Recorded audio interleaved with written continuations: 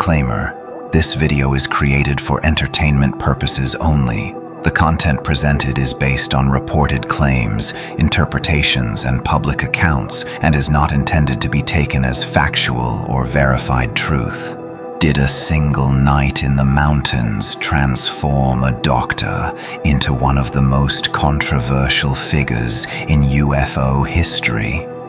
In this case file, from the Unconfirmed diegesis, we examine the origins of one of the most polarizing voices in modern UFO research, Stephen M. Greer, and the encounter he claims changed everything. Before the conferences, before the documentaries, before the global push for disclosure, Greer was a physician, a grounded, science-driven emergency room doctor. Not someone you'd expect to step into the world of extraterrestrial contact.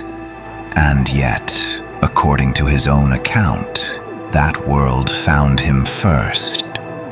We are presenting this case for your entertainment, asking only for you to open your mind to the possibilities, and then judge for yourself whether it is true or false. The night that started it all. Greer claims he was taken, not in a chaotic or violent way often described in classic abduction cases, but in a controlled, almost deliberate interaction. It began in silence, the kind of silence you only find far from civilization, deep in the mountains where the air feels untouched and the sky stretches endlessly overhead. No traffic, no distant hum of electricity, just the natural world and the vast unknown above it. In the early 1990s, Stephen M. Greer says he was with a small group of friends, camping beneath the open sky. At first, it was just another night, conversation, stillness, the occasional glance upward at the stars. Then something broke the pattern. A light.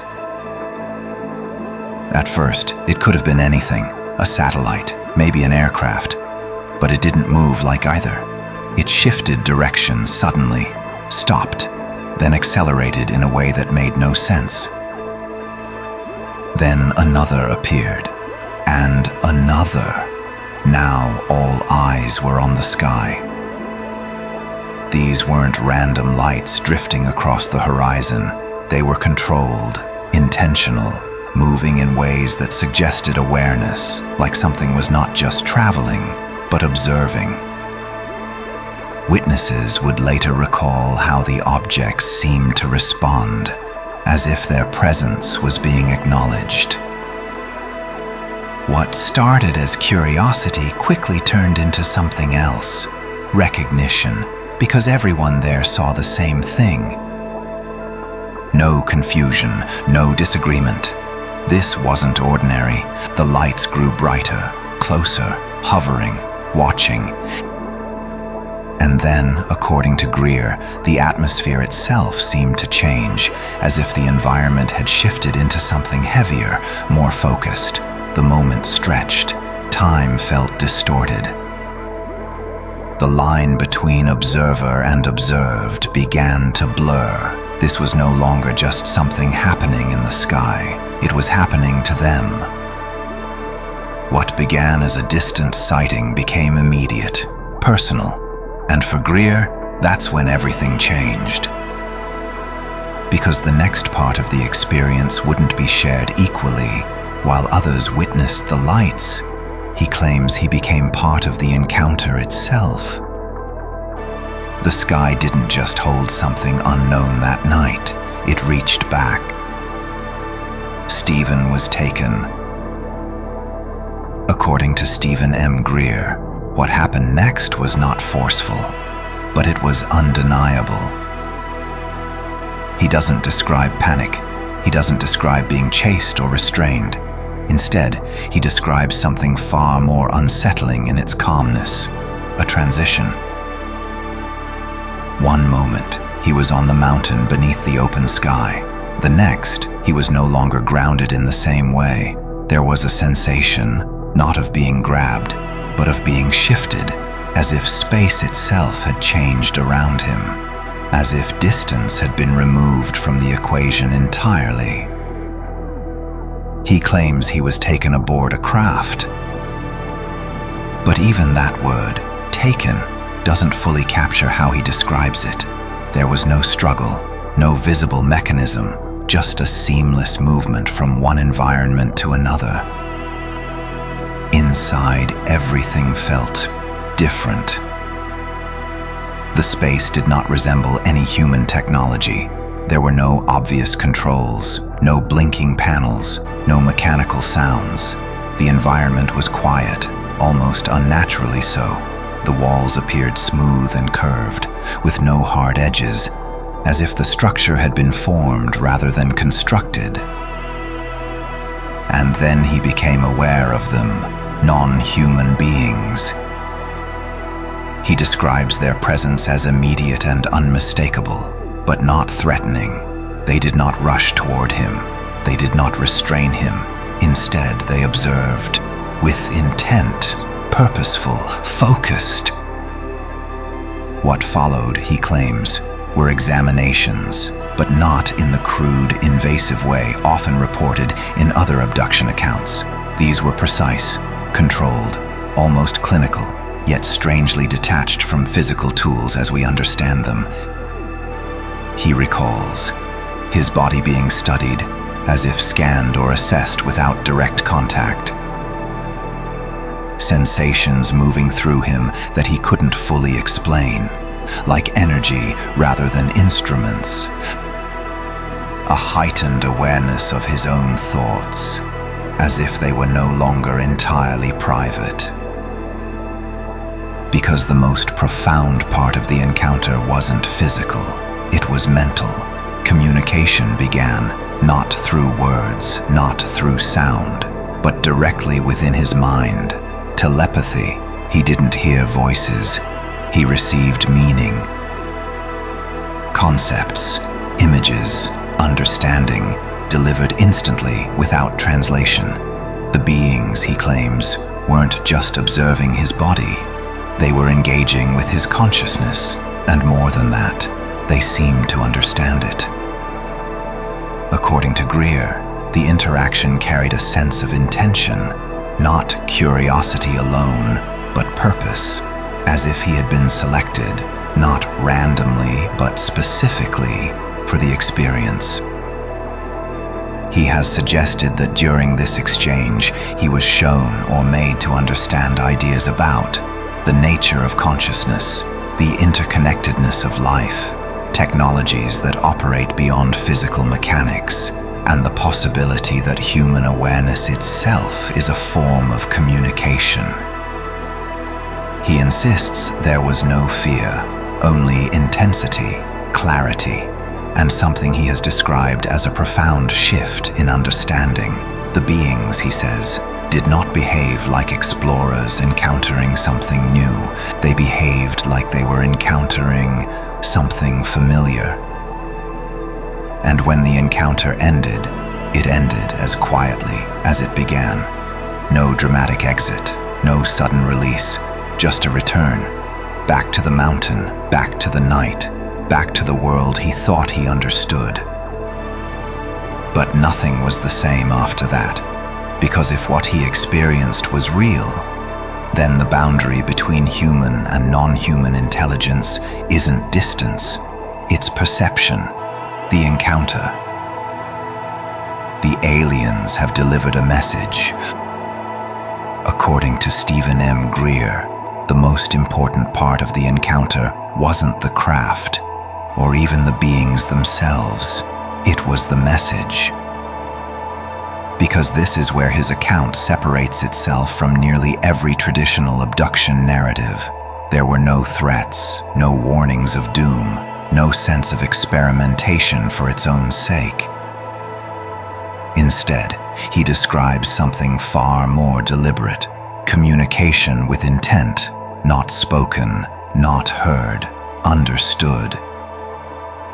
He claims the beings conveyed ideas in complete forms, entire concepts transferred instantly into his awareness.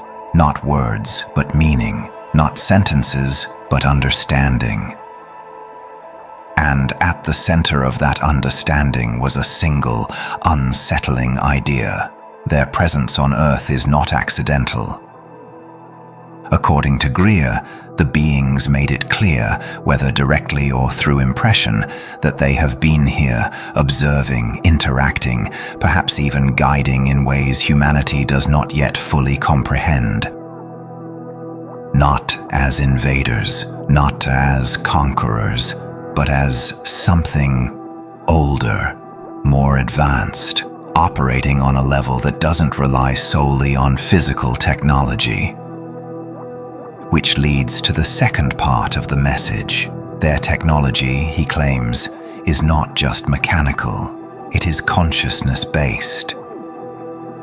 In other words, what humans perceive as advanced machines may actually be extensions of awareness itself, a craft that responds to thought, systems that interface directly with the mind, a merging of intelligence and technology so complete that the two can't be separated. To them, there may be no difference, and that's where the message becomes personal. Because Greer says the beings conveyed that humanity is approaching a turning point, a crossroads, not just technologically, but mentally, even spiritually. We are advancing rapidly, developing tools, artificial intelligence, energy systems, but without a full understanding of consciousness itself, without recognizing the role the mind plays in shaping reality, perception, and possibly even communication with other forms of intelligence. According to his interpretation, the message wasn't a warning of destruction, it was a warning of imbalance. That humanity is evolving in one direction, technology, while neglecting another equally critical path, awareness. And that imbalance could determine our future. What struck him most, he says, wasn't fear. There was no sense of danger in the encounter. Instead, there was something far more disorienting, clarity. A feeling that what he was being shown, however difficult to fully grasp, was purposeful, intentional, as if the encounter itself was meant to spark something, not just in him, but eventually in others. Not an invasion, a revelation. Whether that revelation is real, symbolic, or something shaped by human interpretation remains an open question. But if his account is taken at face value, then the message is simple and profound.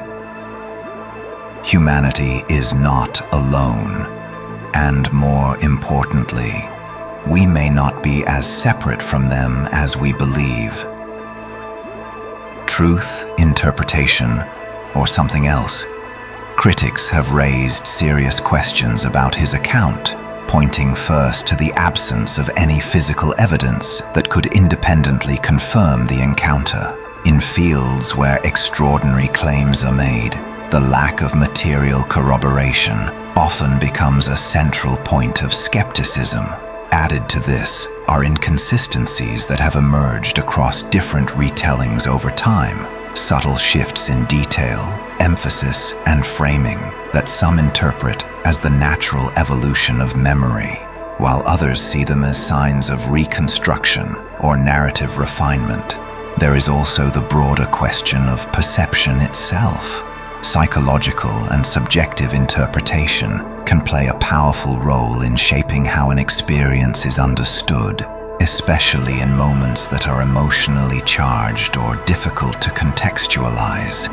Under this view, what is remembered may not always be a direct recording of events, but a layered blend of sensation, meaning, and later reflection. And yet, despite these challenges, Stephen has remained unwavering. He has consistently stood behind his account, presenting it publicly without retreating from its core assertions. Rather than softening over time, his position has stayed firm, framed as a lived experience that he believes carries significance beyond conventional explanation. This tension between skepticism grounded in evidence and conviction rooted in personal certainty continues to define how the story is received and debated. Final thoughts on this case. So what really happened that night in the mountains? Was it a genuine extraterrestrial encounter that reshaped one man's life?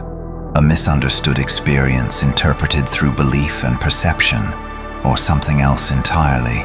Something that sits in the gray space between reality and human consciousness? Because whether you believe him or not, that moment became the origin point that changed his life direction forever. The event that transformed a doctor into a man on a mission to reveal what he believes is the greatest secret in human history. And that leaves us with these final questions. Was Stephen Greer chosen? Or did he simply choose to believe? And now you must choose. Do you believe him? Or is it all just a hoax? Thank you for watching the Unconfirmed diegesis. Don't forget to like and subscribe so you don't miss the next time we explore the Unconfirmed. Disclaimer: this video is created for entertainment purposes only. The content presented is based on reported claims, interpretations, and public accounts, and is not intended to be taken as factual or verified truth.